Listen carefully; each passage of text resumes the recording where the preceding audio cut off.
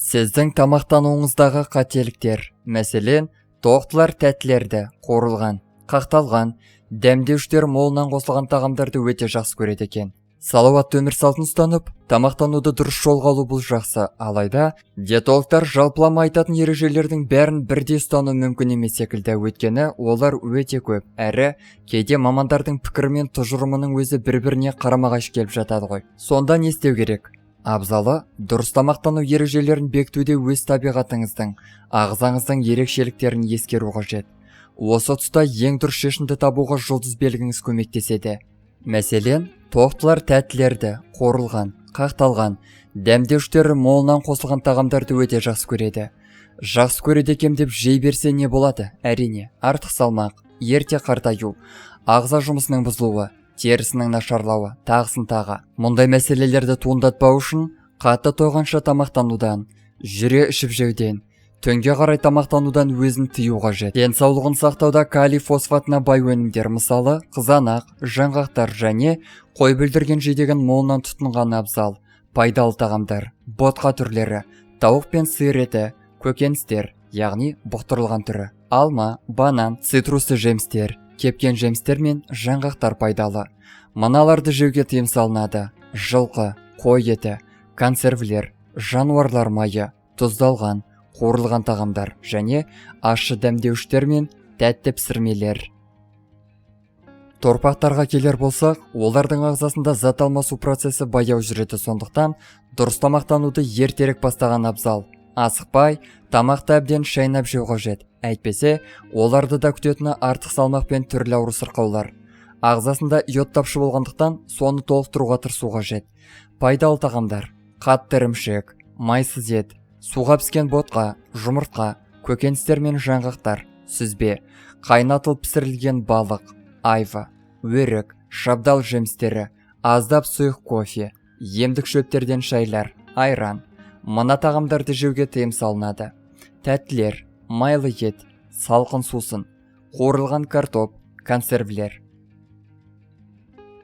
Егіздердің еншісіне табиғат екі түрлі мінез берген. Бір жағынан қарасаң әлсіз, қорғансыз, күйзеліске бейім кісілер.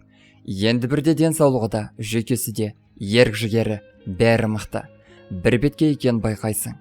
Қалай болғанда да анда-санда күйзеліске бой алдырмай тұрмайды, сондықтан жүйкесін және физикалық жай-күйін бір қалып ұстап тұру үшін ақуызға бай тағамдарды көбірек тұтынған дұрыс. Ішкен жеген ас тағамның құрамында кремний мен калийдің де көп болуын қадағалаған дұрыс. Пайдалы тағамдар: күрке тауық еті және басқа да майсыз еттер, бауыр, ірімшік, жаңғақтар, жұмыртқа, зәйтүн, көкөністер, жүзім және алмұрт, шай, кепкен жемістерден компот, минералды су. Қанттың орын балмен араластырған абзал.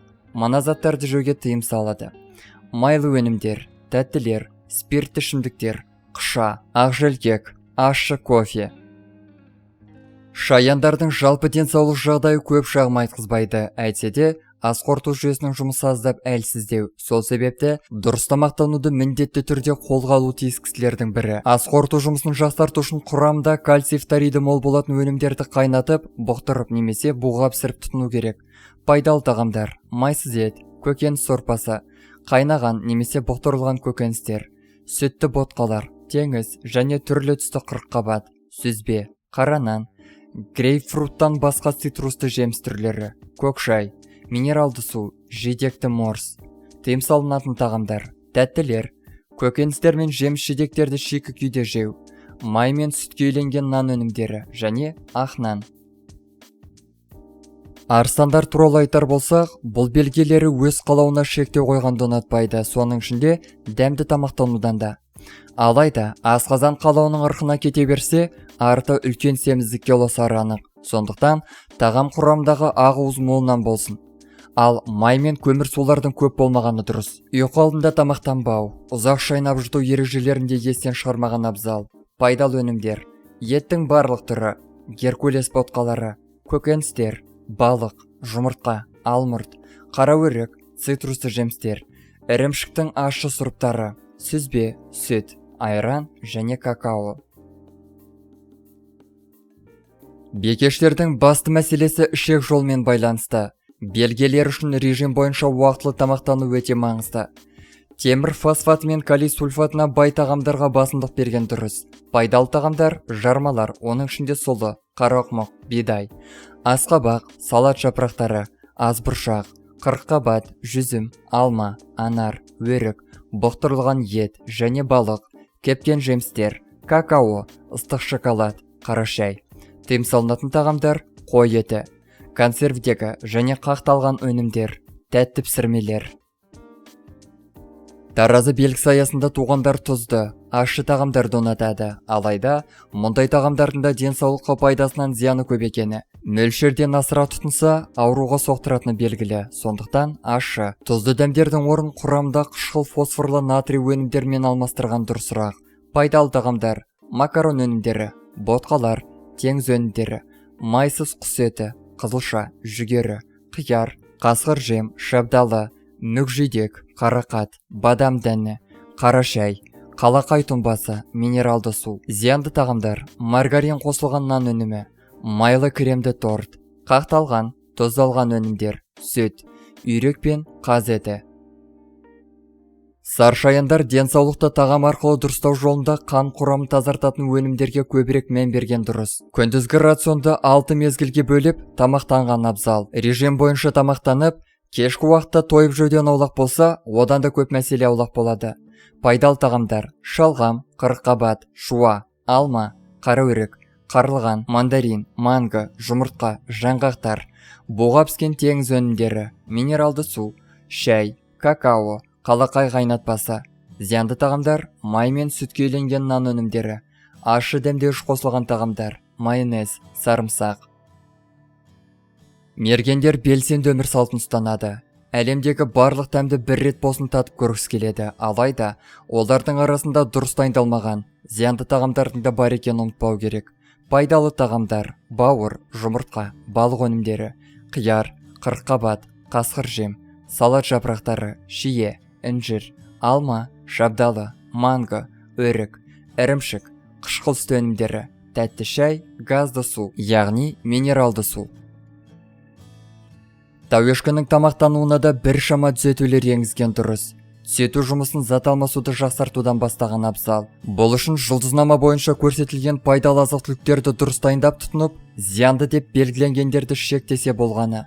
Пайдалы тағамдар: майсыз ет, теңіз балығы, бауыр, бұқтырылған көкөністер, баялды, сәбіз, бұршақ тұқымдастар, макарон түрлері, қышқыл сүт өнімдер, көк және қара шай, жидек морсы. Ал тыйым салынған тағамдар: қуырылған тағамдардың барлық түрлері, уылдырық, консервленген өнімдер, тауық бауыры, саумалдық. Су қойғыш белгісінің тамақтануындағы басты қағида: қажетті қоректік заттардың бәрінің тәуліктік мөлшерін дер кезінде алып отыру. Бұл су қойғыштардың қолынан келеді, себебі олар кесте құрып, ереже бекітіп және соларды жүзеге асыруды қатаң бақылауда ұстаудың шеберлері. Пайдалы тағамдар: көкөніс сорпасы, қарақұмық ботқасы, балық, ақ түсті еттер, кәді, қызанақ, баялды, қызылша, саумалдық, банан, анар, алмұрт, балқытылған ірімшік, лимон қосылған шай, қышқыл сүт өнімдер. Ал зиянды тағамдар: май мен сүтке үйленген пісірмелер, майлы торт, қақталған өнімдер, қызыл түсті ет. Балықтар түрлі инфекциялар алдында әлсіз, тез жұқтырып алады. Осының алдын алу үшін белгілеріне сұйық және құрғақ тағамдардың тепе-теңдігін міндетті түрде сақтау керек. Пайдалы тағамдар: жұмыртқа, көкөніс салаттары, асқабақ, жасыл бұршақ, жұмсақ ірімшік, зәйтүн майы, арпа, күріш, теңіз өнімдері, анар, жүзім, грек жаңғағы, күнбағыс таны, шай, айран, сүт, какао. Зиянды тағамдар: майлы және ащы тағамдар, қант, сары май, соустар, тәттілер. Жолдасшылар кеңесін жүзеге асырып жүрсеңіз, саулық пен жастықты сақтау аса қиынға түспейді. Артық салмақта пайда болмайды. Дәрігер мен дәріханаға жүгіре бермейсіз. Дуа бар адамның жолы жабылады. Не істесе де жолы болмайды. Ақша потогы жабылады, қорқынышты түстер көп көреді, денсаулық нашарлайды. Дуаның түрі көп. Егер ақша жасалса, адам кедей болады, денежный проблемалар көп болады. Қанша жұмыс істесе де ақша жетпейді. Денсаулыққа жасалса, көп ауырады. Егер отбасына дуа жасалса, үйде ұрыс көп болады, ажырасуға себеп болады. Менің тазару еміне қатысуға болады. Ем тек онлайн, себебі жүздеген адамды жеке қабылдауға мүмкіндік жоқ. Басқа емшілер сияқты миллион, жарты миллион сұрамаймын. Емге төлеген ақшаның жартысы садақаға кетеді. Қалғаны көмекшілермен мен налогқа кетеді. Сондықтан шаман келгенше осылай қиналып жүргендерге көмектесіп жатырмын.